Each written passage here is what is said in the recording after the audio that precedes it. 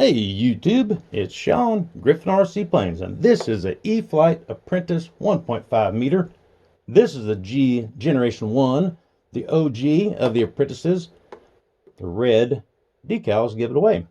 The new Apprentice, which is several years old, newest, latest, is called the Apprentice STS, more of an orange decal. I've converted this to an STS. That's basically putting all the smart electronics inside of it. Same plane, just different electronics. So this is an STS with an old body, So I need to put a new prop on. I'm going to go fly it tomorrow because now that I figured out the down elevator issue, this prop is shot. I could throw another prop on it just like it, but why don't we put something with a little more meat so we can have some more horsepower. These are flimsy on purpose so that if you have an accident, it might just bend versus breaking. Like this one has hit the asphalt who knows how many times and it's still pretty much intact. This will be more rigid, which will give it some more power.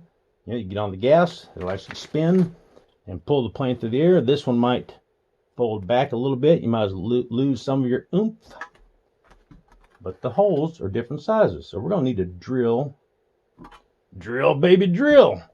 All right, so our drill bit, 9.5 millimeters. So let's see what I can come up with. We have a prop reamer that I think will get that close. It'll actually go a hair over it. One size is too small, the other was a little too big. So it was like 9.49 to be exact. 868.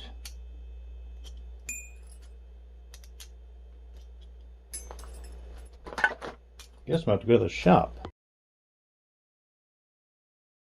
See where this will get us. So zeroed out 914.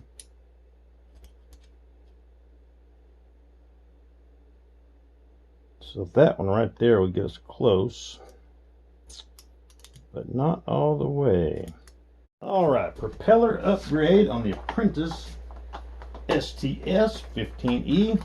It comes with an 11 by 6, something like that. 11 by 6, 11 by 6 magnifying glass.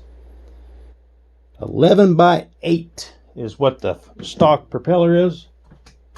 I'm going to put a 12.6 on there. I've also got 11.8 prop, just like the 12.6.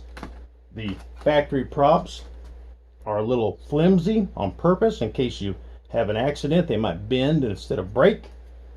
These props are a little more rigid, which will give it some more horsepower, but we'll need to drill it out.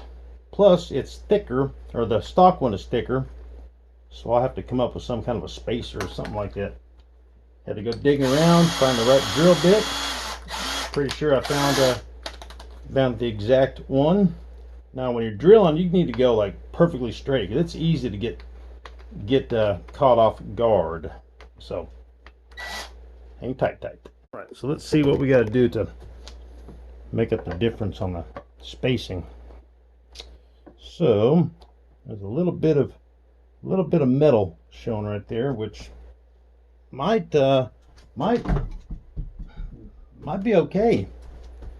So this guy goes on there like so, and then there's a washer and the nut. Might just need to add a washer.